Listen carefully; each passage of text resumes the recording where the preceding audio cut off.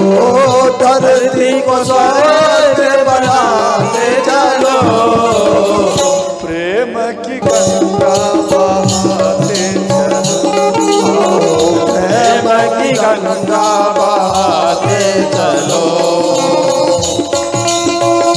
हर हर महादेव।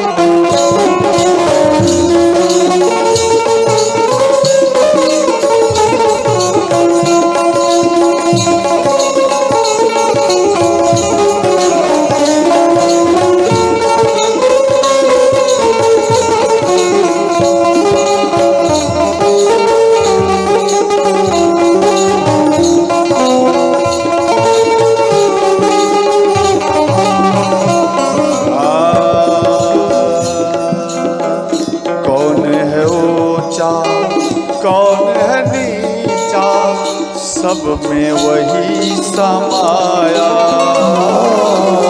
कौन है ऊंचा, कौन है नीचा, सब में वही समाया। महाराज दशरथ जी के राज्य में कौन बड़ा है कौन छोटा है, महाराज दशरथ जी कभी ऐसा भाव नहीं रखे। समझे, मुखिया उसको कहा जाता है जीतने के बाद में आप जिनसे युद्ध किया, आप जिनसे कंपटीशन किया, और वो भी आपका जीतने के बाद में आपके संतान हो जाते हैं। कभी भी उनके ऊपर कुदृष्टि नहीं डालना चाहिए, नहीं समझे, कभी भी कुदृष्टि नहीं डालना चाहिए, भाव अच्छा रखना चाहिए। और जो हार गया सब कोई मिलकर राज चलाना चाहिए। जब इलेक्शन आवे तो सब कोई मिलकर खड़े होकर के अपना पताका फहरा, जो जैसा कर्म करेगा उनको सर्टिफिकेट वैसा ही मिलेगा। समझ गया? इसलिए जनता कौन होते हैं मालूम है? जनता होते हैं भगवान।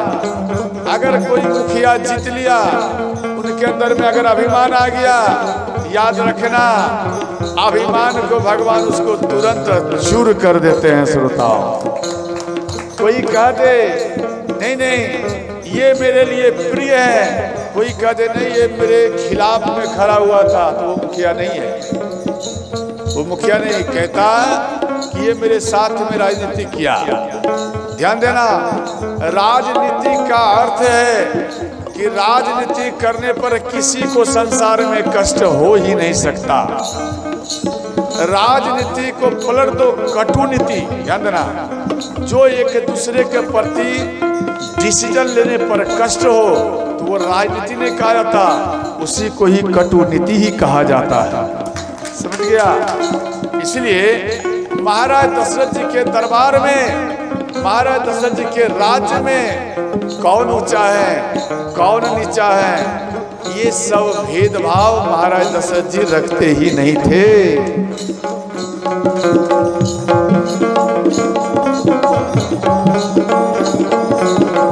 कौन है ऊंचा कौन है नीचा, सब में वही समाया। कौन है ऊंचा कौन है नीचा, सब में वही समाया। भेद भाव के झूठे भरम में ये मानव भर माया। भेद भाव के झूठे भरम में ये मानव भर माया। भेदभाव मुस्लिम से ज्यादा आपके हिंदू में है, समझे? मुस्लिम से ज्यादा भेदभाव आपके हिंदू में है।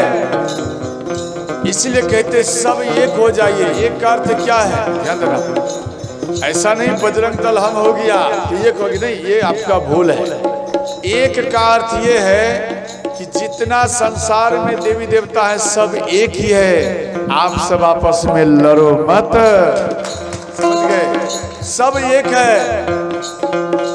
और मुस्लिम किसको पूजा करता है? खुदा। वो खुदा कौन है? अंतिम दिन आपको मालूम किया जाएगा। मुस्लिम का प्रागट्य भी सुनाया जाएगा, कैसे उनका प्रागट्य हुआ। समझ गए? लेकिन इतना जान लो, वो मुस्लिम कोई दूसरा नहीं, वो स्वयं ब्राह्मण देवता ही है श्रोताओं। वो भी साकट ब्राह्मण, नहीं समझे? वैष्णव नहीं, वो साकट ब्राह्मण है। और आप जो वैष्णव धारण करके जो आप ग्रंथ को ग्रहण में किया, आप हो गए वैष्णव ब्राह्मण। समझ गए? कौन है ऊंचा कौन है नीचा, सब में वही समाया। कौन है ऊंचा कौन है नीचा, सब में वही समाया। भेद भाव के झूठे भरम में ये मानव भर माया। भेद भाव के झूठे भरम में ये मानव भर माया। धर्म ध्वजा फहराते चलो, धर्म ध्वजा फहराते चलो, प्रेम की गंगा बहाते चलो। प्रेम की गंगा बहाते चलो। राह में आए जो दीन दुखी, राह में आए जो दीन दुखी, राह में आए जो दीन दुखी, राह में आए जो दीन दुखी, सबको गले से लगाते चलो। सबको गले से लगाते चलो। प्रेम की गंगा बहाते चलो। प्रेम की गंगा बहाते चलो।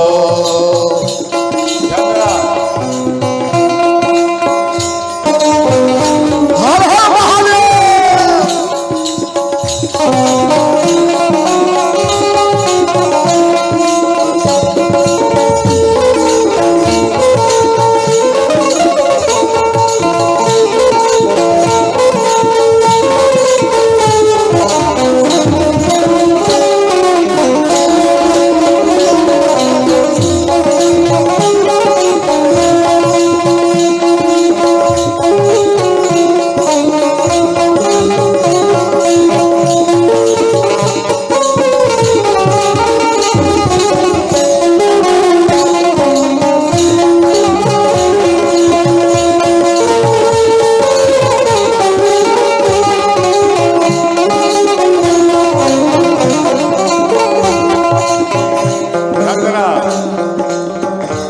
हमारे पास में चंदना, हमारे पास में एक बार मुस्लिम धर्म के व्यक्ति आए, एक बार शिव जी के भक्त आए,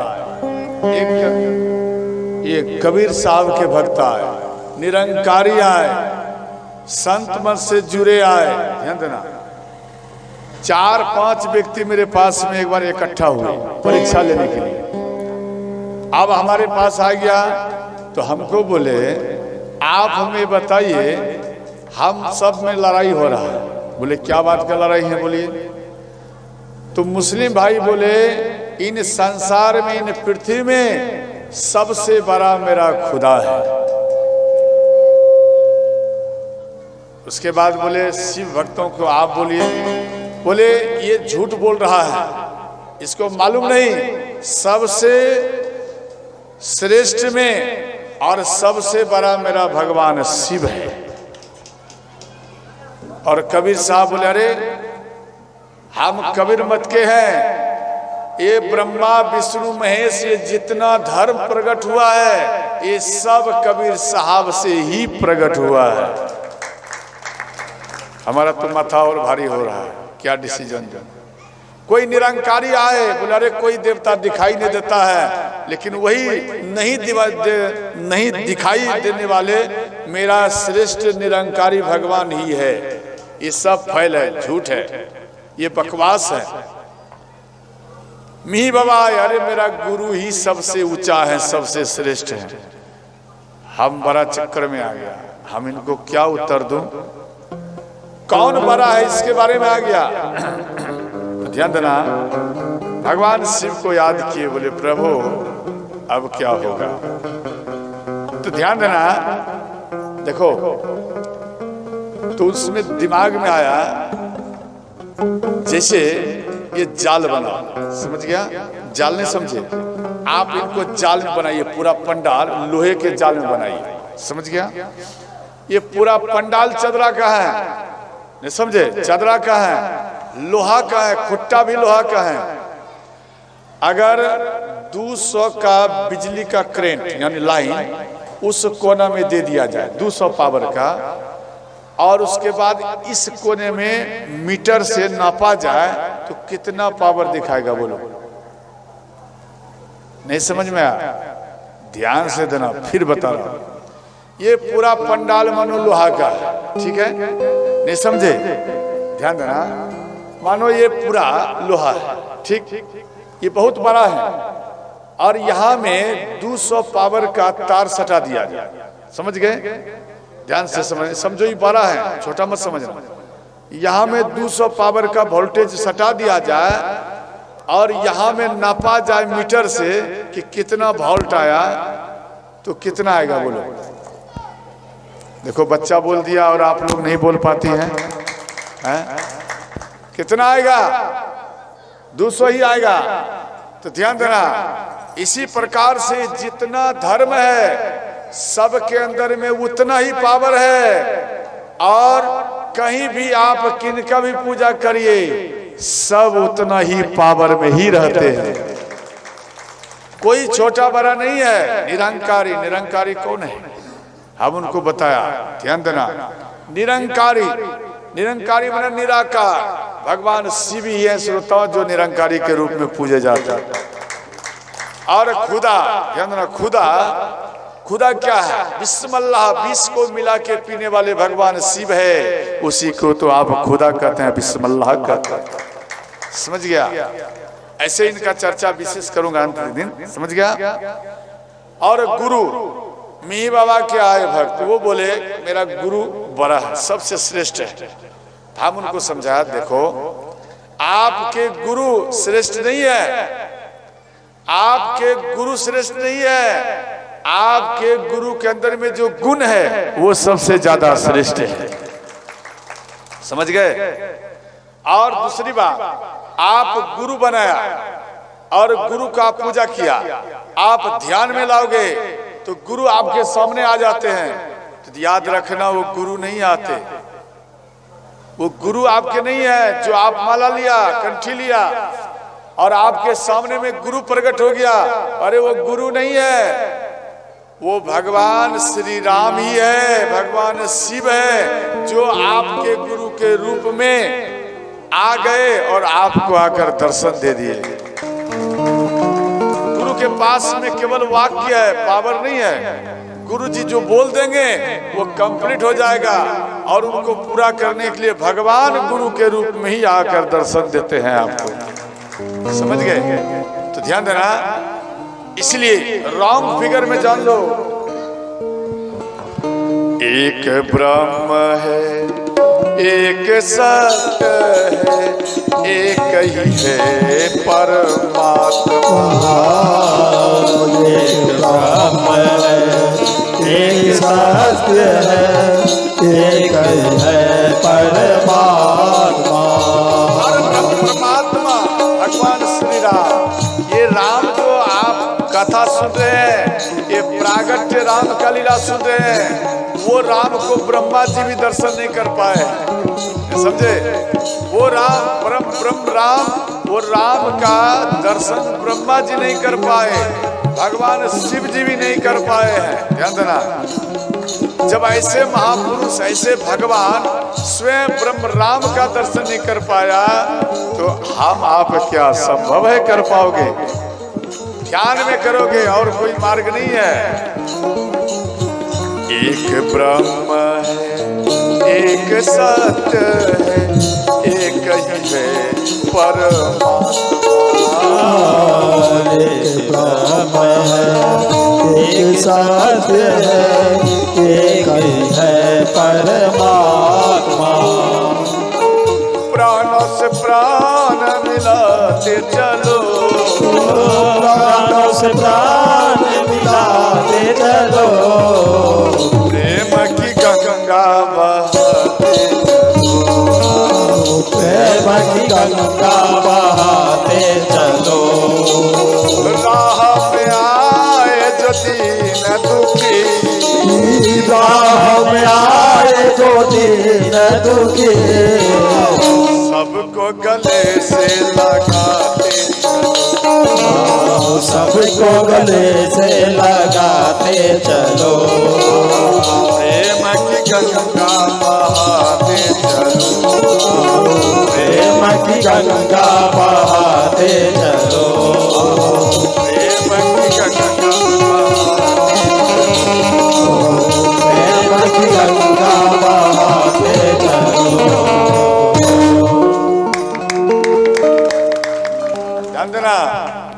लेकिन एक बात तो हमको मालूम पड़ गया, एक साल पहले जो आपको हमने ज्ञान दिया, भले एक आध व्यक्ति भटक गया, परंतु 99% माताएं और पिता समान भाई बंधु, इन सब के अंदर में अगले साल का जो ज्ञान, जो राम कथा का भाव है, अभी भी श्रोताओं वो जीवित ही है, अभी है, वो मिटा नहीं है, अभी भी है।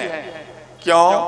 आपके नगर में जो माताएं कथा सुन ली थी, वो हमें बैठाए, और जो कथा नहीं सुन पाई, वो पहचानने से भी इनकार। पता नहीं रामपुर से आया है या छेदा बनने से आया, क्या बोलते हो? हाँ, जैतीपुर से आया। ध्यान देना। तो हमको कभी कभी प्रश्न भी करे, बाबा हम आपको नहीं देंगे। बोले माता क्या हमसे कुछ अपराध हो गया? बोले हम देंगे रामपुर वाला बाबा को। हम बोले रामपुर में? रामपुर वाला बाबा नहीं समझे? बोले रामपुर में जो कथा कर रहे हैं वो बाबा को देंगे। अब देख वो सामने में खड़े हैं, पहचान भी नहीं रहे हैं।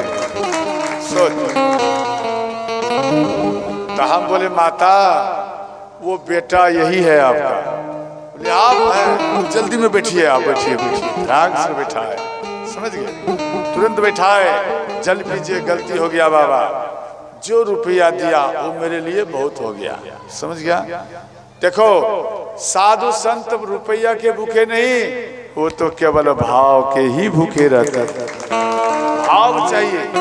आपके नगर में आज जल चला, ठंडा वाला जल, क्या बोलते? एक्सप्राइट, स्प्राइट, अपना भाषा में शुद्ध कर लेना, ध्यान देना। और ठंडा चला, जल चला, अरे आज होली वाला पुआ भी चला, समझ गया?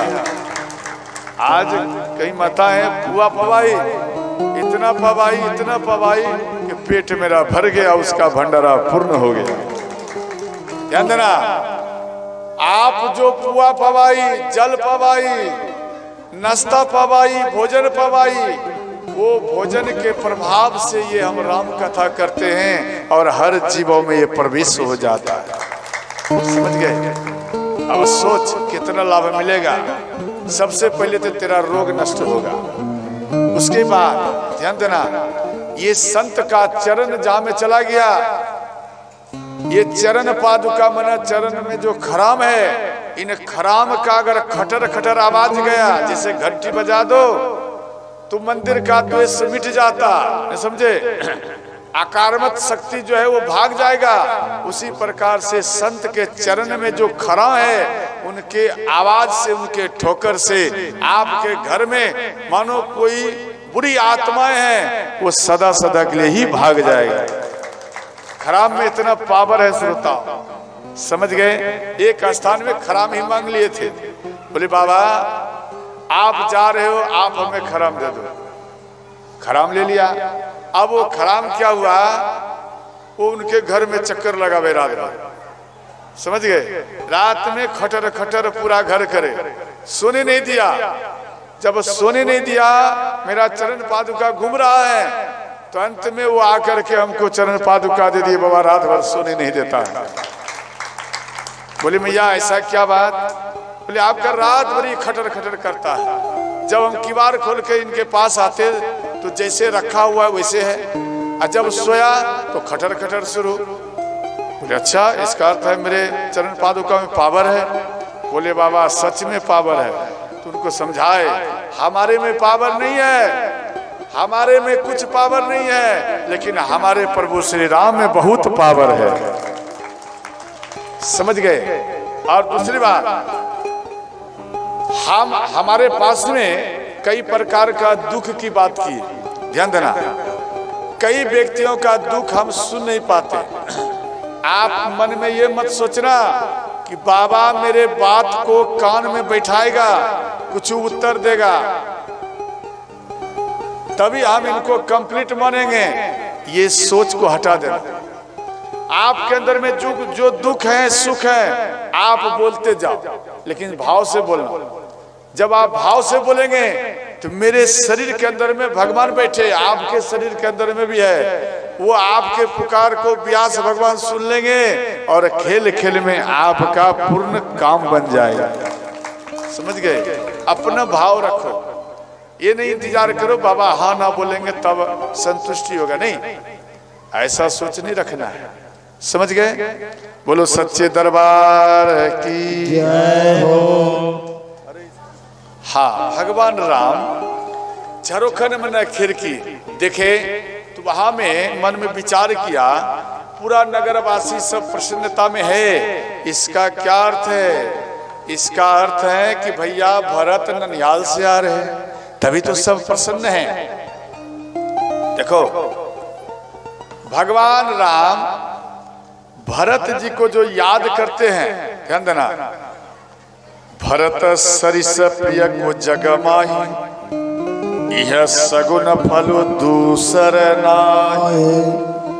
राम ही बंधो सोच दिन रात, अंड ही कमठ हृदय जही भाति। ध्यान देना, आप जैसे 3 प्रकार का गुरुजी शिक्षा दीक्षा देते हैं। जैसे प्रथम में दिया गया है स्पर्श दीक्षा, समझ गया? शिक्षा दीक्षा स्पर्श। स्पर्श का अर्थ है आप गुरु जी के सामने में गए, समझ गए, और गुरु जी के चरण में आप गिर गया और गुरु जी आपके कान में मंत्र दिया, समझ गया, और उसके बाद आपके ललाट में तिलक लगाया और उसके बाद आपके गले में माला को बांध दिया। माला माना मोती, मोती माना तुलसी का मोती, समझ गया? वो हीरा को बांध दिया, आप कैद हो गया। जैसे जैसे कुत्ता, ध्यान देना, जिस कुत्ता में पट्टा बंधा हुआ हो, समझ गए? पट्टा नहीं समझे? गले में अगर पट्टा बंधा हुआ हो तो समाज का व्यक्ति उसको डंडा मारेगा? बोलो हाँ या नहीं? नहीं मारेगा। क्यों? इसका कोई मालिक होगा, देख इसके गले में पट्टा है, समझ गया? इसको कोई डंडा मत मारना, अगर डंडा मारोगे तो इसका मालिक आपको नहीं छोड़ेगा, समझ गया? और जिसके गले में तुलसी का माला नहीं अर्थात तो पट्टा नहीं है, ध्यान देना, जिसके गले में पट्टा है वो पिल्ला राम का है, ध्यान देना। जिसके गले में तुलसी का माला यानी पट्टा है वो पिल्ला राम का, और जिसके गले में पत्ता नहीं है, पट्टा नहीं है यानी माला नहीं है, वो फालतू है, कुत्ता वो फालतू कहलाता है, यानी वो फालतू कुत्ता कहलाता है। अरे फालतू मत बनो, कहां से भी आप रुद्राक्ष ले आओ, ध्यान देना, और गले में पहनो, भगवान शिव को गुरु मानो। इधर उधर कहां जा रहे हो, समझ गए? उसको गले में लगाइए, फालतू बनकर मत मरिए, आप पालतू बनकर मरिए। जब पालतू बनकर मरेंगे तो आपको सदा भगवान राम अपने गोदी में ही आपको पालते रहेंगे, समझ गया? तो ध्यान देना, स्पर्श दीक्षा, जैसे कोई माता, अच्छा यहां बताओ शिव जी के भक्त कितने हैं, जरा हाथ उठाओ। शिव जी के भक्त जैसे कंगन लिया इत्यादि, उठाना है, शर्माना नहीं है, कुछ विधियां ज्यादा बताऊंगा, आपको लाभ मिलेगा। जितना व्यक्ति हैं शिव जी के भक्त वो जरा हाथ उठाओ, बहुत अच्छा, हाथ को नीचे करो। आप लोग में नहीं है शिव जी के भक्त? चलो ठीक, मन में सोचता होगा पता नहीं महाराज जी कहीं डांट दे, नहीं उठाऊंगा, ये भी होता। देखो हरेंद्रानंद जी महाराज इस पृथ्वी को छोड़कर चले गए, नीलम दीदी वो भी चली गई, बोलो हाय, ये सब चले गए, लेकिन इतना बड़ा चिन्ह इन पृथ्वी में छोड़कर वो गए, वो अमर हो गए। वो चिन्ह क्या है? जैसे हरेंद्रानंद जी महाराज मन में विचार किया कि भाई नगर में सब व्यक्ति ताश खेलता है, समझ गए? और ताश खेलता है तो ताश खेलते रहेगा, जीवन इसका नहीं संभलेगा। अगर और मांस मदिरा इत्यादि पीता है लेकिन भगवान का भक्ति नहीं करता, वो दिमाग लगाया कि इसको बीज मंत्र नहीं बनाऊं, कमजोर मंत्र ही छीड़ दूं जनता में। ध्यान देना, कमजोर मंत्र क्या है? नमः शिवाय, ओम को हटा दिया, ओम को हटा दिए, नमः शिवाय जनता में छीड़ दिए। आप मांस मदिरा पीते रहो, खाते रहो, जब दीन दयाल के आपके ऊपर भनक पड़ेगा, कृपा पड़ेगा, तो आप मांस मछली को छोड़ करके आप वैष्णव हो जाएंगे और अंत में ओम उसमें जुट जाएगा, समझ गए? ध्यान देना, आप ओम को अभी नहीं ले रहे, क्यों? मांस मछली खाते। हम कई व्यक्ति को देखे, वो क्या करे, अपने ही परिवार में है, वो गले में माला है, रुद्राक्ष माला है, कंगन भी पहरे, बहुत अच्छा। उसके बाद वो उधर से 1 किलो लेके आया मछली, ध्यान देना, वो आया अपने से बनाया और बना करके, ध्यान देना, वो काटने से पहले वो रुद्राक्ष माला को टांग दिया, कंगन खोल दिया और उसको बनाया। हम टेपते रही, करते क्या बुरा, और वो लाल वस्त्र पहनते, काटा और उसको बना करके खा लिया, तुरंत नहाया और नहा कर फिर वो रुद्राक्ष को पहन लिया और हाथ में कंगन पहन लिया। हर हर महादेव, बोलो सत्य या असत्य, ध्यान देकर समझना, बोलो सत्य बात है, असत्य बोल रहा हूं, सत्य है या नहीं, ध्यान देना। अच्छा ये काम करो, आपके घर में शिव जी का मंदिर है या नहीं? है ना, छोटा सा भी। एक काम करना, मछली या मांस जो आप बनाते हैं या बनाती हैं, आप उनको बनाकर शिव जी को भोग लगा देना। क्या कोई दिक्कत? ये इसमें हंसने क्या बात है? अरे मंदिर में ये सब चीज तो चढ़ना चाहिए ना, नहीं चढ़ना चाहिए? हाथ अलाउ नहीं कर रहा है क्या? शिव जी के मंदिर में नहीं चढ़ना चाहिए? मंदिर में, वाह बड़े प्यार से बोल रहे हो, नहीं? अरे इस मंदिर में भी नहीं चढ़ेगा, शिवलिंग है तो चढ़ा दो, जब नहीं चढ़ेगा मंदिर में, उससे भी तो बढ़कर के ये शरीर का ये मंदिर है जिसमें कि 24 घंटा भगवान इसमें विराजमान होते हैं, और आप इस मंदिर में क्यों ठुस ठुस कर भर देते हो, क्यों चढ़ाते हो? दिमाग लगाओ, क्यों चढ़ाते हो? सबसे बड़ा आप अपराधी हो, ध्यान देना। हत्या हत्या सब डरे, नहीं समझे? हत्या मानो कोई हत्या एक दूसरे को कर देता है, पुरुष को, पुरुष में पुरुष हत्या कर देता, आप उससे डरते हो या नहीं? डरते हो ना? ध्यान देना, आप उससे मत डरना, जिससे डरना चाहिए उससे डरते नहीं हो। यहाँ गोस्वामी जी कहते हैं हत्या हत्या सब डरे, हत्या रही डरा, बड़ा हत्यारा जानिए जो हत्या ऋणी, ऋणी मना बनाना, समझ गए? ऋणी को खा। आप एक बकरा को मार दिया, समझ गए? हत्या कर दिया, और उसके बाद उसको ऋणी, ऋणी मना बनाना, और बना के खा गया, सबसे बड़ा हत्यारा तो आप हो, समझ रहे हो? सबसे बड़ा हत्यारा आप हैं। और विशेषकर ध्यान देना, हत्या होनी नहीं चाहिए, नहीं समझे?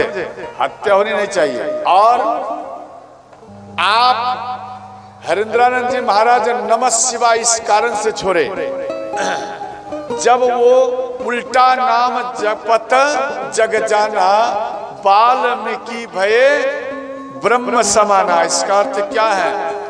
आप अभी उल्टा, यानी ये हरिंद्रानंद जी महाराज जो ये नमः शिवाय आपके जनता में दिया, आप उल्टा ही जाप कर, आप उल्टा जाप करो।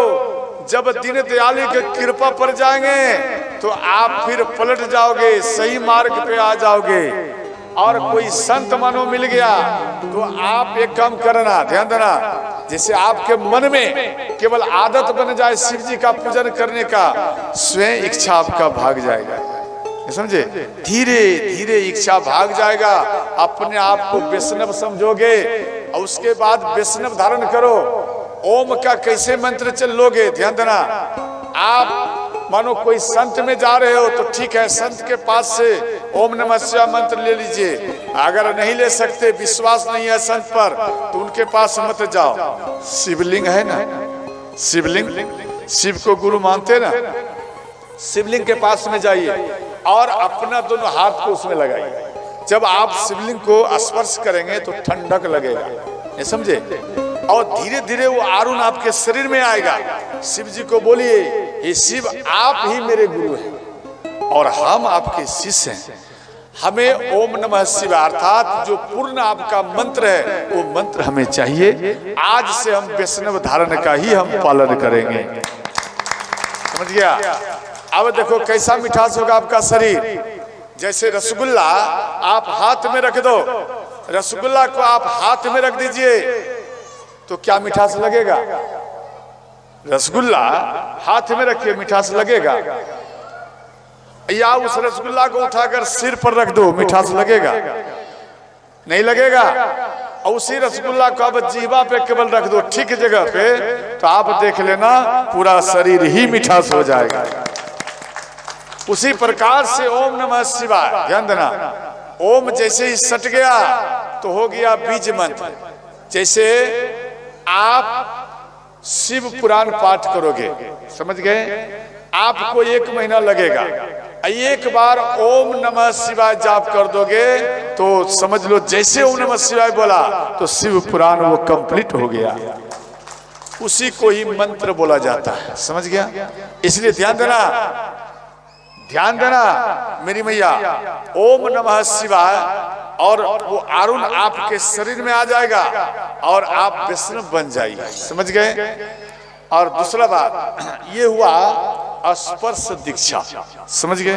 बोलो सच्चे दरबार की जय हो। दूसरा है नयन दीक्षा।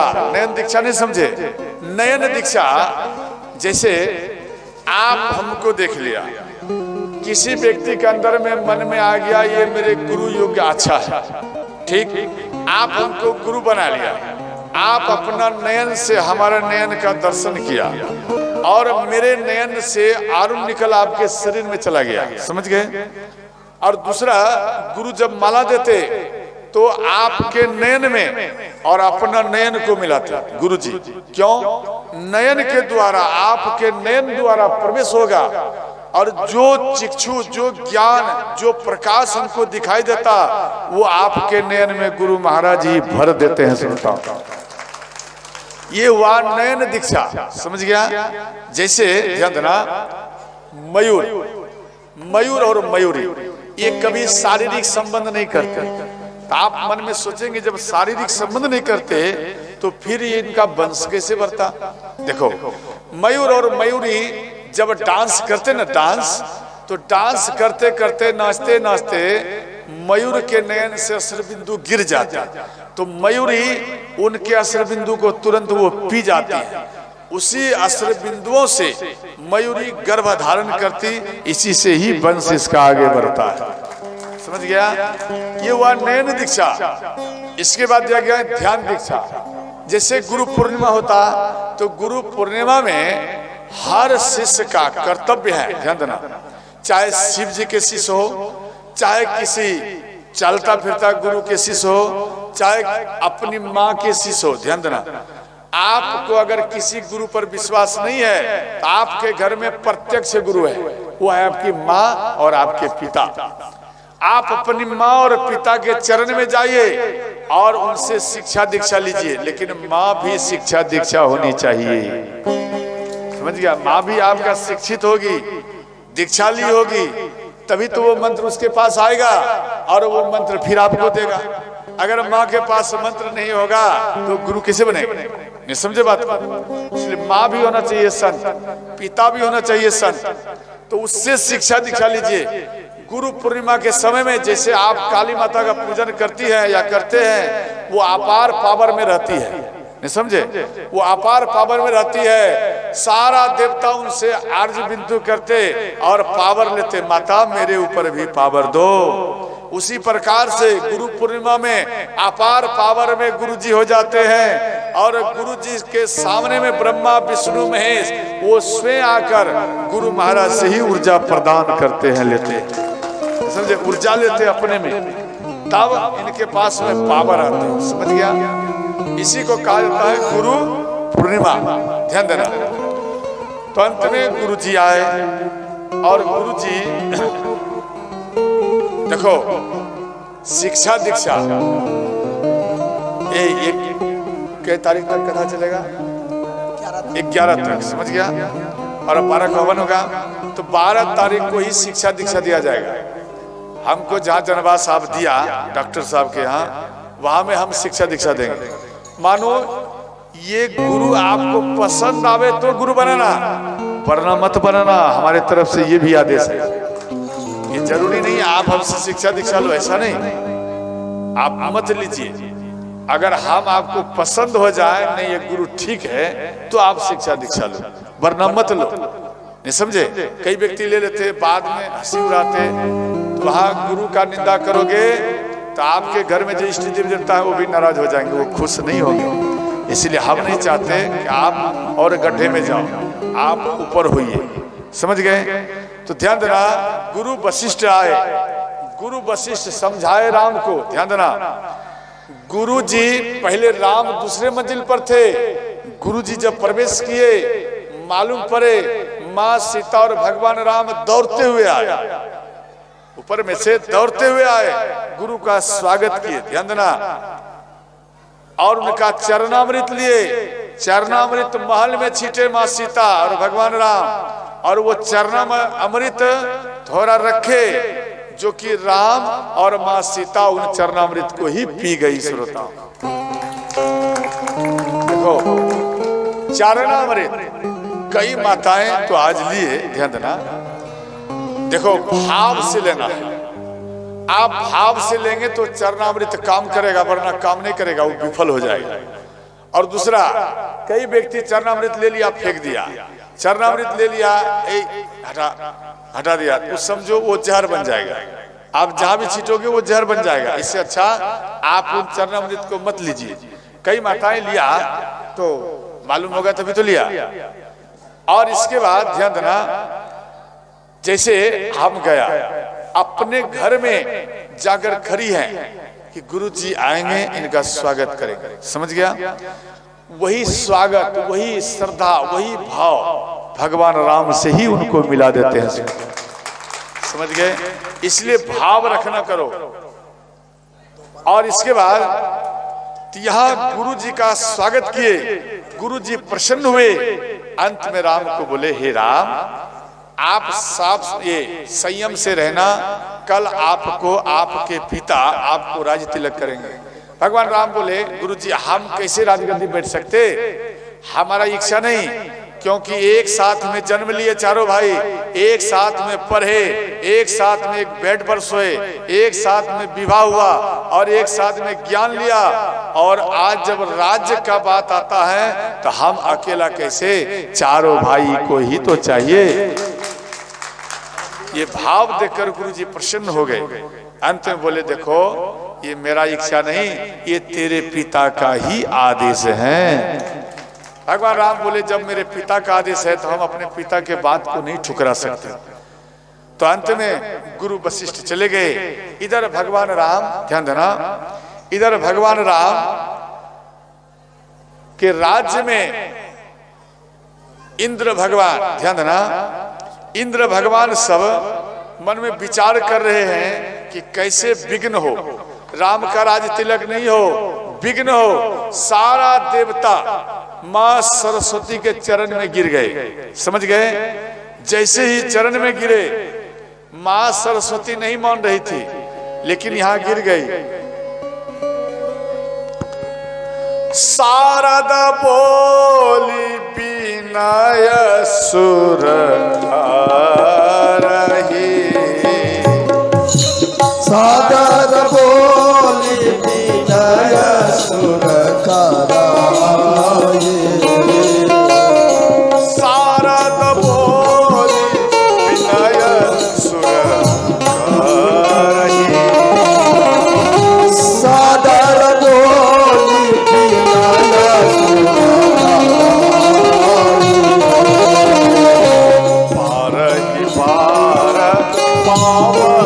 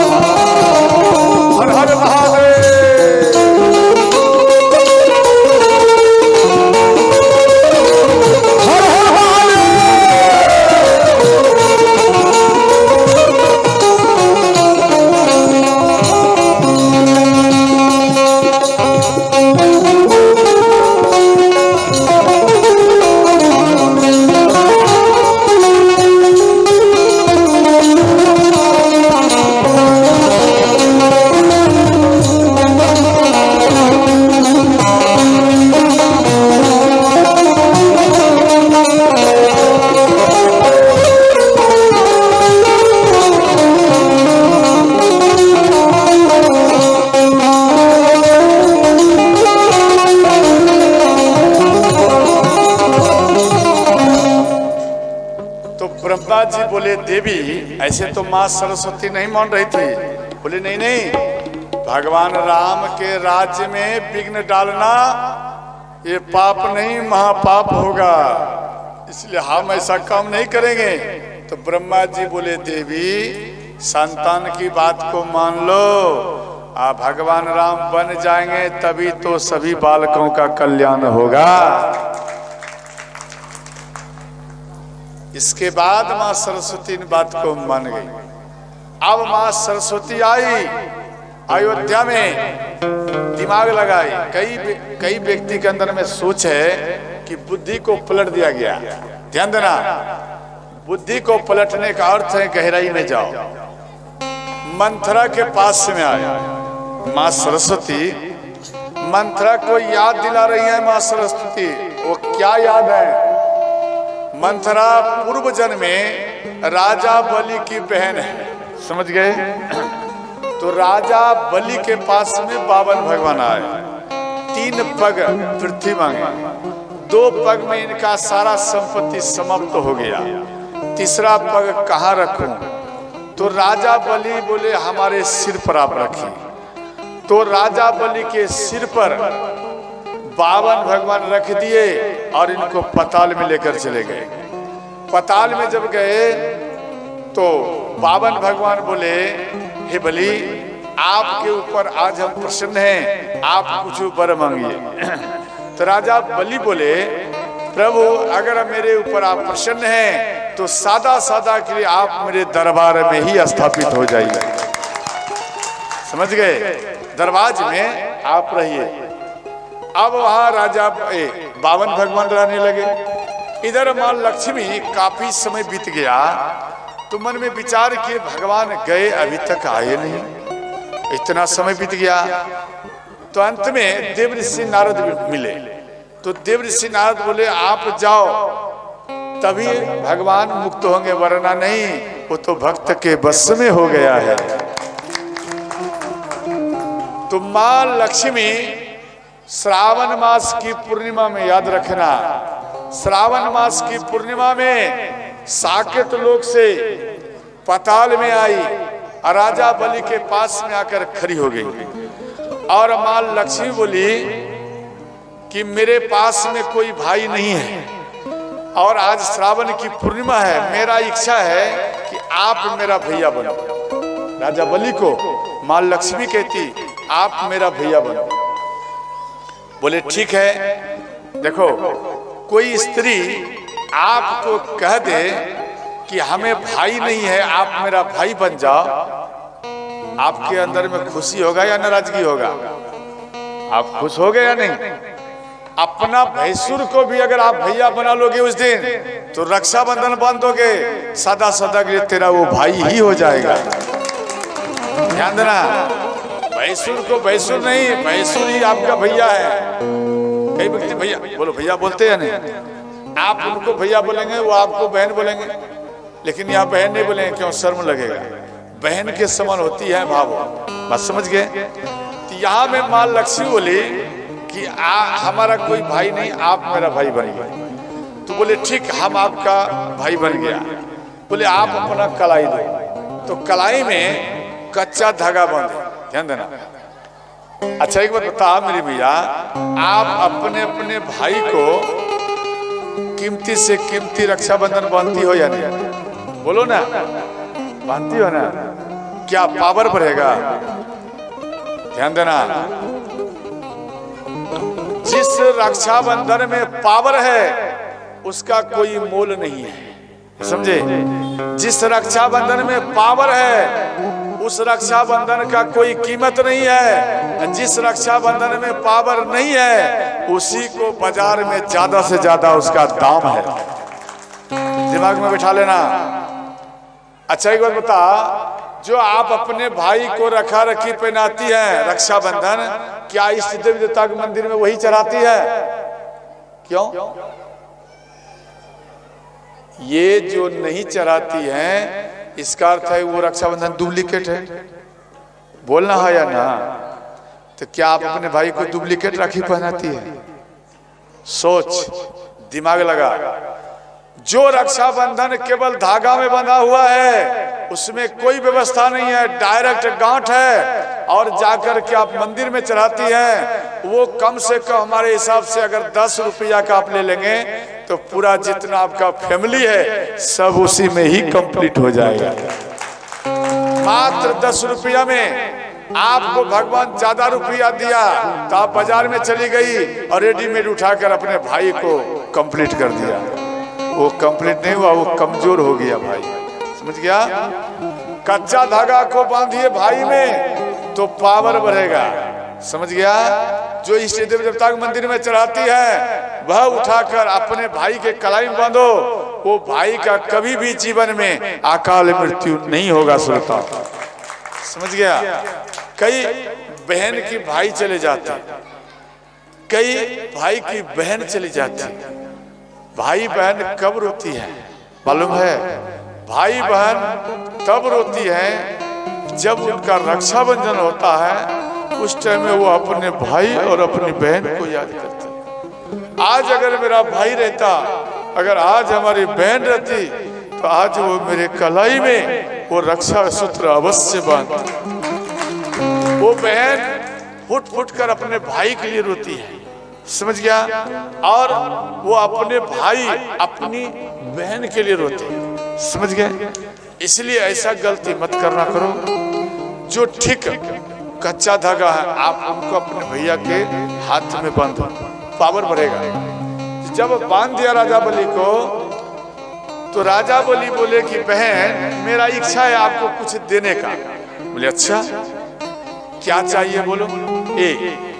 राजा बलि बोले कि मेरा इच्छा है बहन आपको देने का। तो मां लक्ष्मी बोले कि ठीक आप हमको देंगे। बोले हाँ। राजा बलि बोले मांगो क्या चाहिए। राजा बलि बोले बहन आज तू जो मांगेगी हम आपको देंगे। बोले भैया आपका जगह जमीन जायदाद नहीं चाहिए, आपके दरबार में जो द्वारपाल है आप उन्हीं को हमें दान कर दीजिए। समझ गए। आप ध्यान देना, वो द्वारपाल में कौन थे?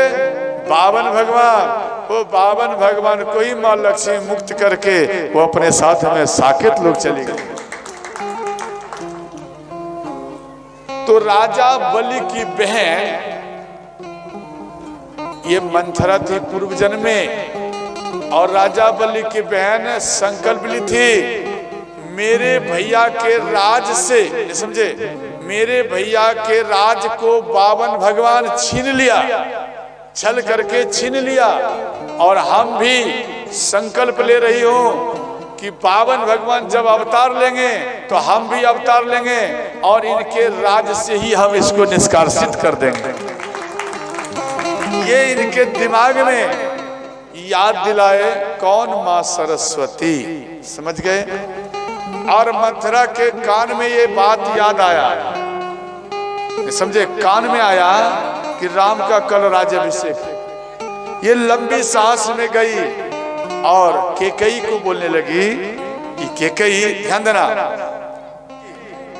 राजा बलि की बहन फिर दूसरा में हिरणी में प्रकट हुए, हिरणी के रूप में, समझ गए। तब मथुरा में आए। हिरणी उनकी बेटी, हिरणी की बेटी और बेटा यानी दामाद दोनों विहार करते थे।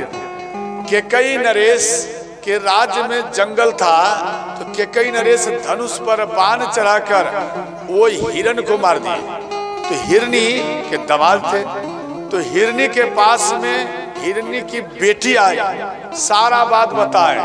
तो वो हिरणी अपने दामाद के पास में आए, यानी केकई नरेश के पास में भी आए कि आप मेरे दामाद को मार दिया, आप हमको ये दे दीजिए, हम अपना तपस्या के बल से हम इनको जीवित कर लेंगे और अंत में मेरी बेटी विधवा नहीं होगी। ध्यान देना।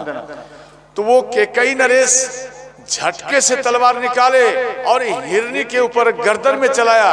वो गर्दन में जैसे चलाए उनका भी अंत में वो घायल हो गई, वो पृथ्वी में गिर गई।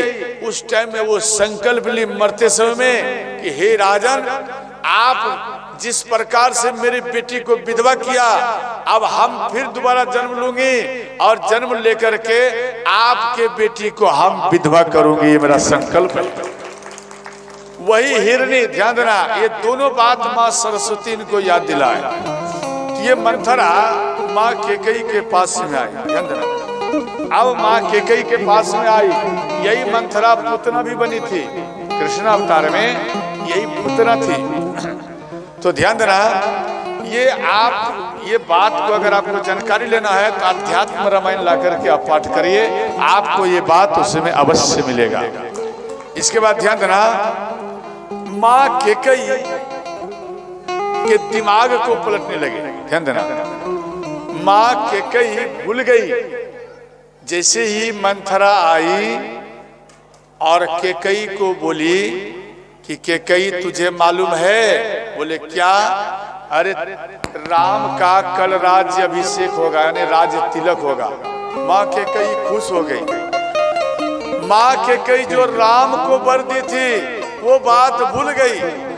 अपना बेटा का राज तिलक में ये मध्य में नाचने लगी और एक हार उतार कर, ध्यान देना, एक सुंदर हार बनाकर मंथरा के गले में पहरा दिया। मंथरा तलवार उतारी।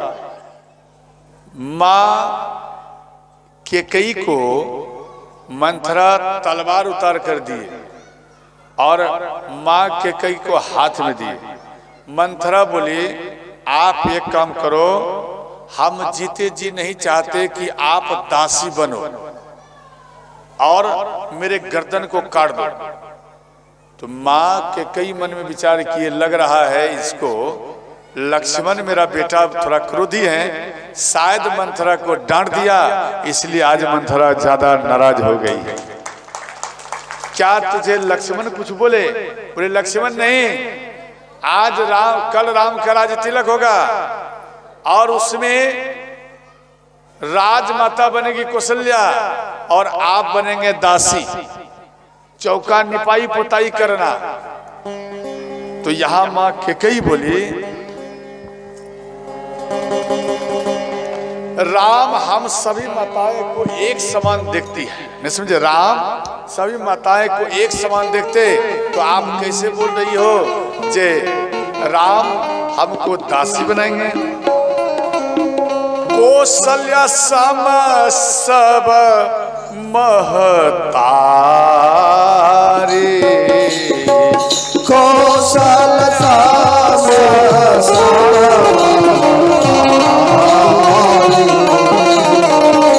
कौशल्या सम सब महतारी,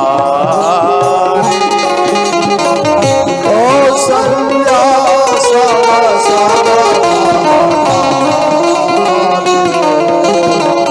राम ही सहज स्वभाव प्यारी,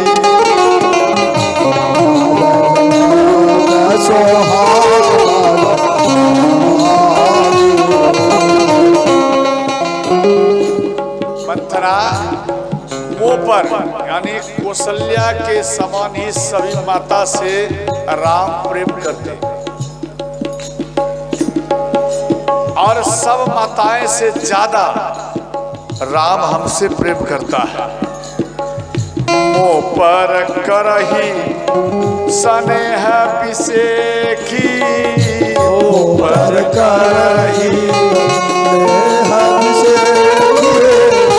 मैं करी प्रतीक्षा परीक्षा देखी, मैं करी परीक्षा देखिए। श्री राम जय जय राम,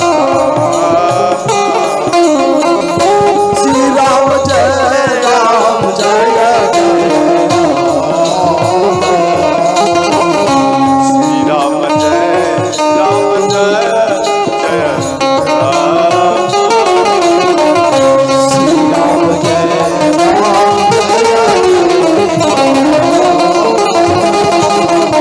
हर हर महादेव।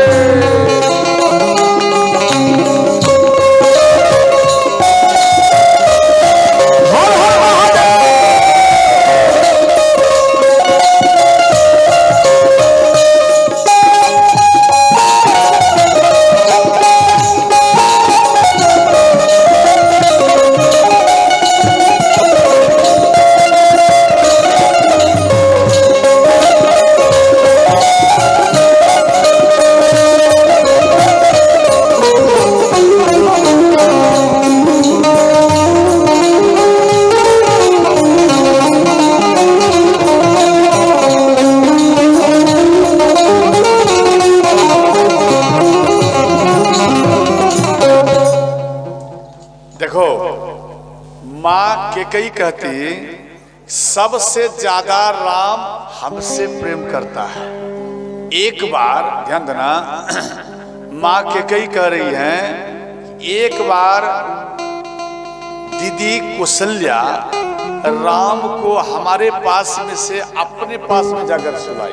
ध्यान देना, बचपन की बात बोले, जब राम को सुलाए अपने पास में तो राम नहीं सोए और रात में रोते रहे। और इधर ध्यान देना, माँ कैकेयी को भी रात में नींद नहीं आए, समझे, इनको भी रात में नींद नहीं आए। तो माँ कैकेयी किवाड़ के बाहर यानी घर के रूम के बाहर में राम राम कह करके माँ कैकेयी रोती रही रात भर। इधर राम भी रो रहा है।